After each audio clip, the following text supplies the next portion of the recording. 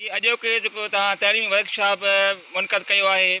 उन सिलसिले में औरत में केॾी माना जेका आहे सुजाॻ पैदा थींदी ऐं जेके ॿारहाड़ी औरतूं आहिनि उहे जेके माना सफ़ा पोइते पियल आहिनि उन्हनि में तव्हां शऊर लाइ कहिड़ी जाखोड़ पिया कयो?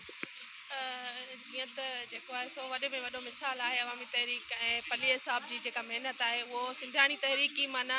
एशिया जी पहिरीं तंज़ीम आहे। हिते असांजे ई सिंध में जेकॾहिं चयो वञे त सघारी जेका तंज़ीम आहे औरतुनि जी उहा सिंधियाणी तहरीक ई आहे। ऐं उन में न सिर्फ़ु पढ़ियल लिखियल पर बहिराड़ी सफ़ा पुठिते पियल जेके ॻोठ आहिनि पुठिते पियल इलाइक़ा आहिनि पोइ नंगर पारकर हुजे काछो हुजे ऐं जेकबाबाद हुजे किथां जो इलाइक़े कुंड पुर्छ खां जेके आहिनि सो औरतूं हिते अचनि थियूं पोइ उन्हनि में अणपढ़ियल बि आहिनि पर उहे बि तव्हां ॾिसंदव त उहे लेक्चर ॾियनि पियूं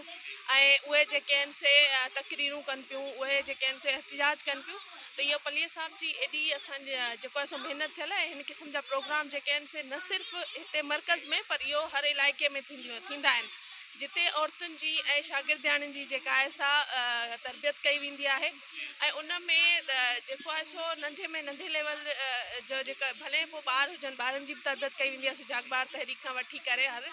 पर हीअ जेको वर्कशॉप आहे हिन में आहिनि SGST मतिलबु सिंधी गर्ल्स स्टूडेंट जेका तहरीक आहे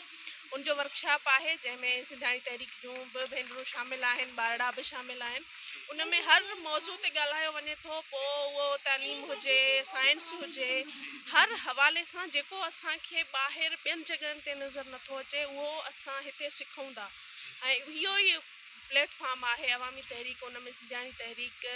ई प्लेटफॉर्म आहे जिते असां सिखी सघूं था ऐं तमामु घणो जेको आहे सो इन सां थिए थो औरतूं सुजाॻ थियनि थियूं ऐं अॻियां वधनि थियूं।